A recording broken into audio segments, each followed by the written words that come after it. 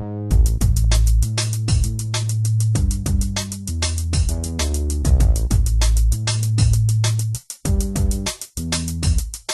are listening to KQMT 99.5, The Mountain, Denver, Colorado. This is the ex-Scientology media spokesperson, Larry Anderson, interview.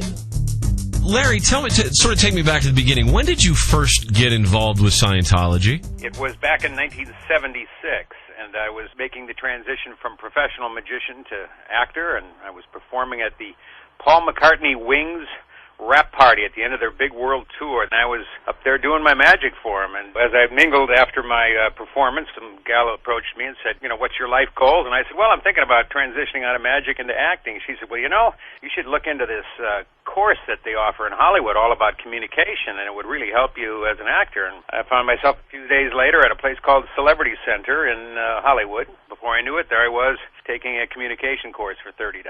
Was that sort of the course of your Scientology experience? Was it like every time you turned around there was some sort of fee or they needed money from you? Oh, no question. I mean, the church basically has a path to what they call spiritual freedom, and it's called the bridge, and it's just a series of steps, one step after the next, each one building upon the alleged gains that you get from the level before. It's all laid out on this gradient scale to ultimate immortality and spiritual freedom. It's a trap. There's really good stuff in Scientology, but most of it, from my experience, is at the lower part of this bridge. So a new person coming in will really get some pretty good valuable tools, but that's the hook, that's the bait that brings you in, and then you want to know what the next thing is, and then as you progress and begin to buy these further courses or the spiritual counseling they offer called auditing, that's when I began to slowly realize I wasn't getting the gains that the bridge, so-called bridge, promised. Would it be an overstatement to call it like a divine Ponzi scheme kind of? Bingo.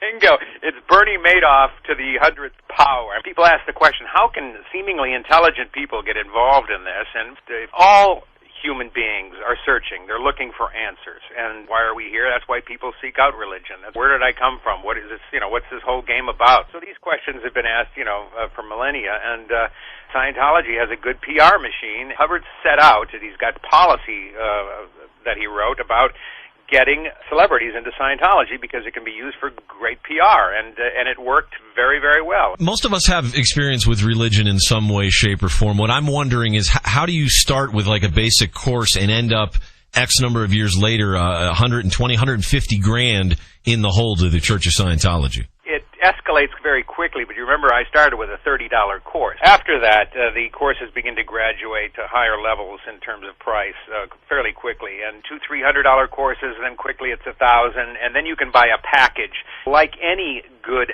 business, and Scientology is a business, all these levels that I just described on the bridge, it's broken up into different packages, or you could buy the whole bridge in one shot, and if you do that and buy it in packages, you get cheaper rates, and make no mistake, these are not donations, Mike.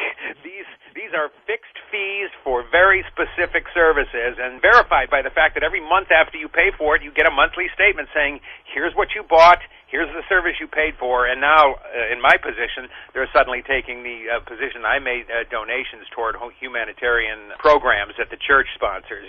That's how you end up putting a lot of money down on account in one fell swoop. How much of your money does the Church of Scientology still have? I still have $120,000 that's sitting there on account, designated for services that I bought that were never delivered. Okay, so you decide Scientology isn't working for you. You decide you want your large pile of money back. What happens when you ask the Church of Scientology for a refund? They flat out do everything they can to not refund or repay that money that you've got on account, and contrary to their own policy written by L. Ron Hubbard himself, if a person has money on account for services undelivered, he's unhappy and he wants it back, you give it back to him. That's what the church did to get their tax-exempt status. They formally declared in documents signed by the IRS, signed by the church, that as part of the agreement to get this tax-exempt status, they would follow to the letter the rules of the policy that specific specifically was that a person dissatisfied can get a repayment of their monies on account, and it should be without any hassle, but they run you through so many hoops, and when I was in the room asking for that repayment from Tommy Davis, one of the top executives in the church, and listened to them essentially veiled threats, well, actually overt threats against me in terms of everybody that knows me will no longer talk to me, that I'm in breach of contract, I'll be sued, et cetera, et cetera, et cetera. So this is just blatant intimidation and attempts to extort. It's like an intervention, but you haven't done anything wrong. You know, Yeah. it's like everybody trying to pull you back from the abyss, and you're like, I'm just changing my mind. That's all. Yeah, that money was sitting there in their coffers being used, and you can bet that they made double what I had on account in interest on that money.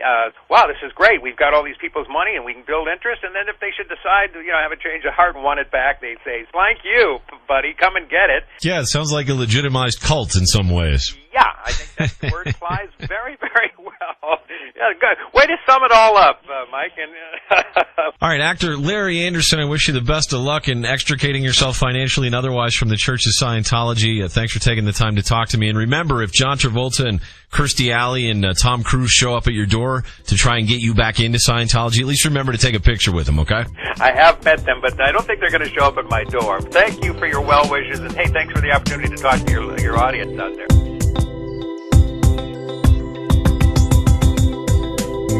You are listening to KQMT 99.3